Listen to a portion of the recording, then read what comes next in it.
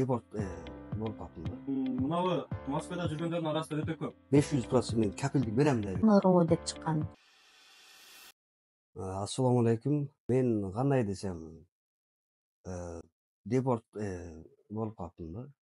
Сиз Москвада иштеп жүргөнсүз кадимкидей. Документтер нормальный болгон, туура? Документтерим бүт баары жакшы болгон. Анан Москвада көптөн бери иштейсиз, негизи көптөн бери жүрөсүзбү? келгениме бир 7 жыл болду. Жакшы эле жүрүп. Бирок бара элекмин Кыргызстанга бир жолу. Анан Сахаровдон өтүп келдим. Өтүп келгенден кийин булар кагаз берет экен мындай. Жашыл кагаз берет экен. Сахарованын кагазын бериш керек экен булар. Бир жумадан кийин өткөндөн кийин барып алыш керек аны. Билбейм, мага СМС келди. Сен бир поликлиникага барып көрүнүшүң керек деп. Анан баргым келбеди, бут тартпады. Жүрө бердим. Сиз кайрадан баягы кагаз алганы барган жоксуз? Жок, такыр албадым. Иштеп жүрө бердим. Регистрация мөөнөтү бүттү. Кайра 9 айга жасаш керек регистрация. Анан мой документке бардым. Хажайын менен бардык. Квартирага коебуз. Барсак, ошо кагаз керек болбосо кое албайбыз деди. Сурады. Демек, мындай окуялар негизи мынабы Москвада жүргөндөрдүн арасында өтө көп.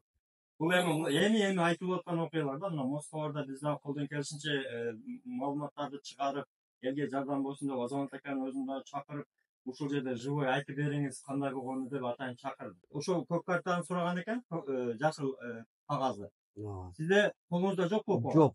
Мен алган эмесмин. Дальше эмне болду?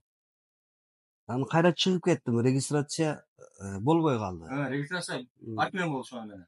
Кагаз жок. Кагаз жок, кайра чыгып келдик. Анан бирөөлөр айтты, сен границага барып кел деди.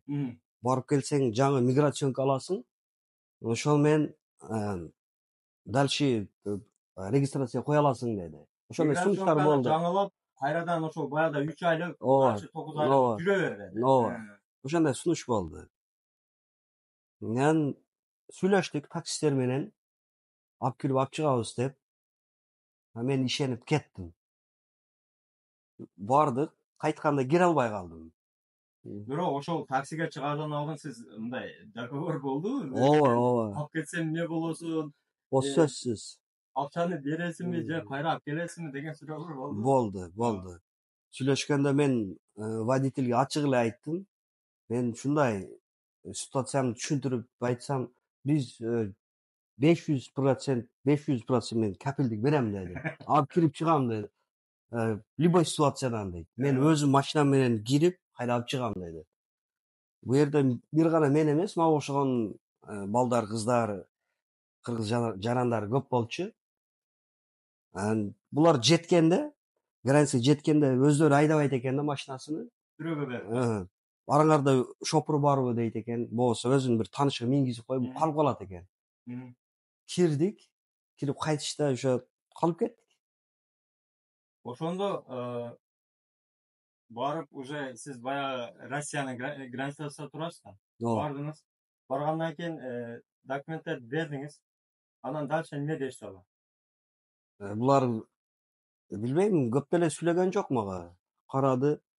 Ошо базасы болот окшойт, өзүн уруп туруп. Мен жанагы кагаз дедик го, эмне дейт? Ошону алган эмесмин. Ал жерде да сурады бир. Айтты. Сен өткөн экенсиң деди. Өткөн экенсиң, бирок сен алган эмессиң дейт. Картаң жок деди. Бул нарушение кирет деди булар. Анан бессрочныйда туруп урду. Ошо менен кайттык да.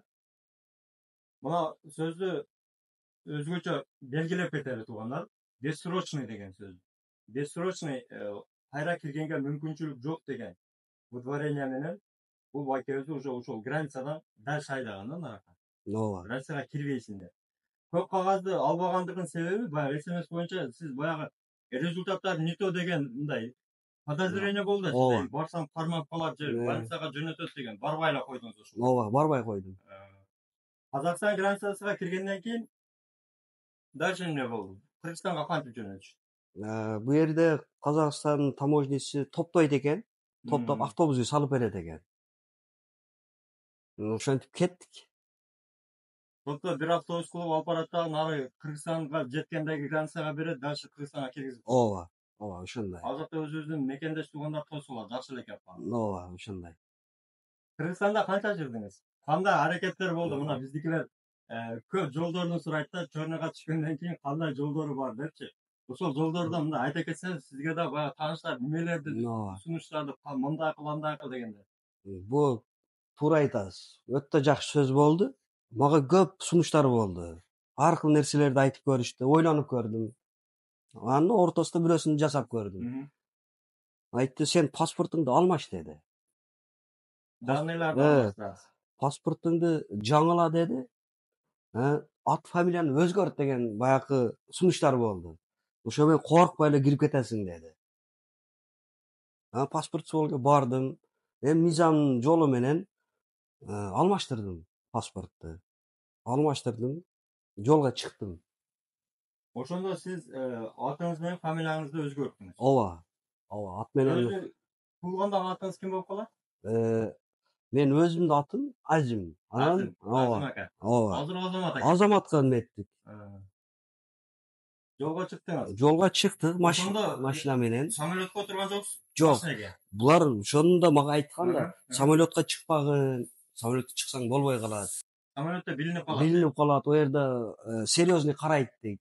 Машинада келсең алар көңүл бурбайт да өткөрүп берет деди. Мүмкүн эмес, өткөрүп берет, карабайт деди. Мындай жакшы карабайт деди. Мүмкүн эмес, гарантия өткөрүп. Өткөзүп берет деди. Мен кыскасы өтө албай калдым тилекке каршы. Ошол окуяны айтып берсеңиз, мисалы, именно кандай болду? Казакстанга келдиңиз, Казакстан өткөрүп берет. Ооба. Анан Казакстандан өтүп, Россиянын чек арасына кирдиңиз. Кирдим, ооба. Кандай мамиле болду? Кандай мындай иштер болду ошол жерде? Казакстандан өткөндөн кийин жана окошкага келип паспорт беребиз го. Паспортту бергенден кийин мага паспортумду бербей койду. Анан чакырды, бир сотрудник чакырды, муну алып кирип кой деди. Анан причина деп мен сурадым. Сурасам, сен бөлөк паспорт менен келипсиң деди. Уже Россияда билинип калды. Бул сен мурда болгон экенсиң, мурунку даның мына деп чыкты деп көрсөтүп берип атат булар. Өзүмө көрсөтүп койду. Ооба. Бүт бар даным чыгып берди. Текшерди. Өтпөй калдыңыз. Өтпөй калып кайтып кетишке туура келди. Сразу кайтарды дагы. Ооба. Бул жолу өзүңүздүн жолуңуз менен келди. Бул бирөөлөрдүн сөзү менен аракет кылган. Бул эми негизи илгери болуп жүргөн bunday нерселер көп. Анан кайтып кеттиңиз Кыргызстанга. Ооба, кайра кеттик Кыргызстанга. Жатып анан акта зеригип мен ойлодум сени. Эми биз башка жол калбады. Жолу калбады, себеп үй бүлө Москвада. Мен Кыргызстанда. Биякта үй бүлөңүз калды, сиз өзүңүз кеттиңиз. Ооба. Анан барышты жолдун аракетин издедик. Издеп анан интернетте YouTube деген канал бар.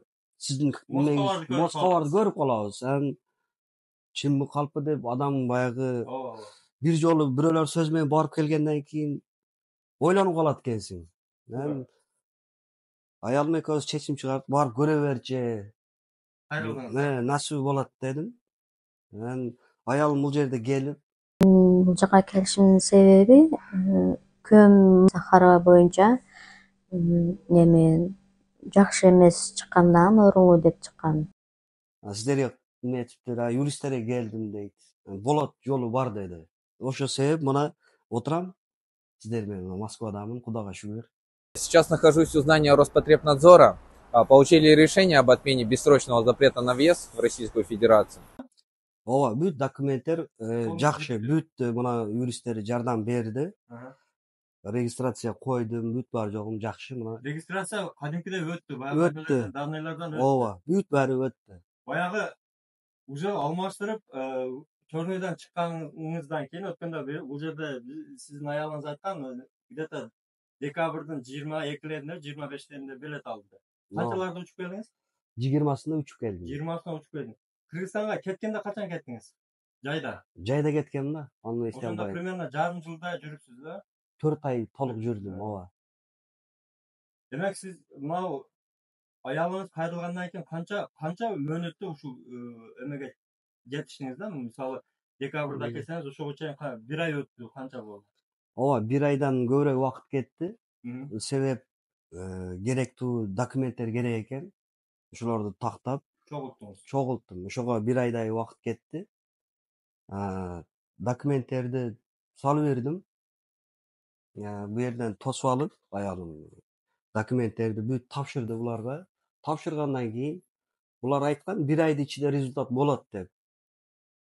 Жакшы, 1 ай эмес, 1 жумада уруксат берипти, кетсе болот деп.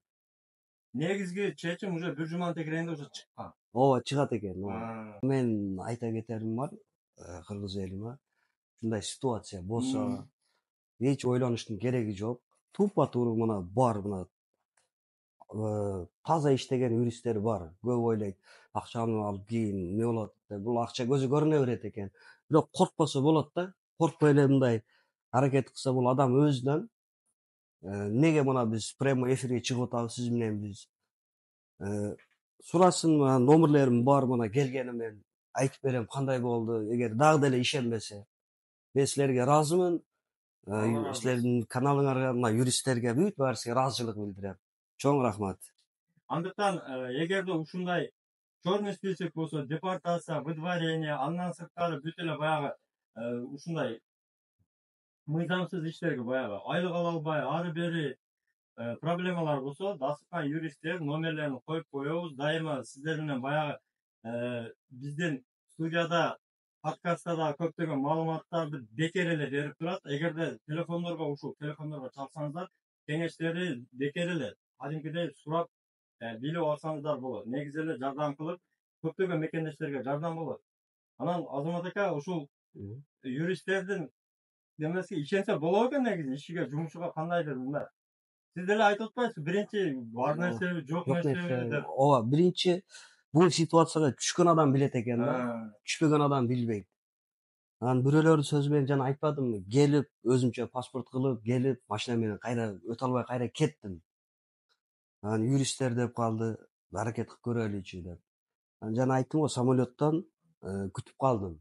Ошол жер мага кичине оор батты.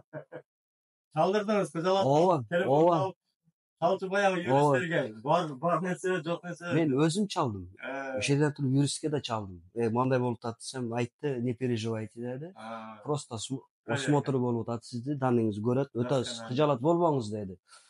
Бирок ишенбедим, баары жүрөк мындай сыгылып турат. Анан өткөндөн кийин адам кичине ачылат экен да. Өттүм. Анан ишенч мындай пайда болду мендечи. Анан документ жагы кандай болор экенин, болобу, болбой калабы деп дагы ойлонот экенсиң. Анан акырындап документтерди тактадым, койдук, регистрация өзүм койдурдум. Хозяин менен бар. Хозяин менен, ооба. Базага түштү. Түштү. Кудайга шүгүр мына. Баары жакшы. Документтерим жакшы. Мен ыраазы болдум, мына Москвада юристтер бар экен, мына силердин каналыңар бар экен.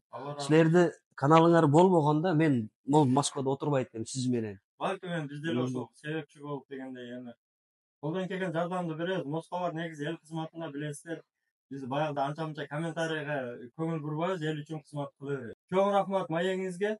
Азыр эмне жумушка кирдиңизби? Жумуштарды баштадыңызбы? Башталды. Мурдагы эле жумуш. Мурдагы жумуш, ооба. Ишим Демек жакшы. мына окуялар ушундай ситуациялар болсо сөзсүз.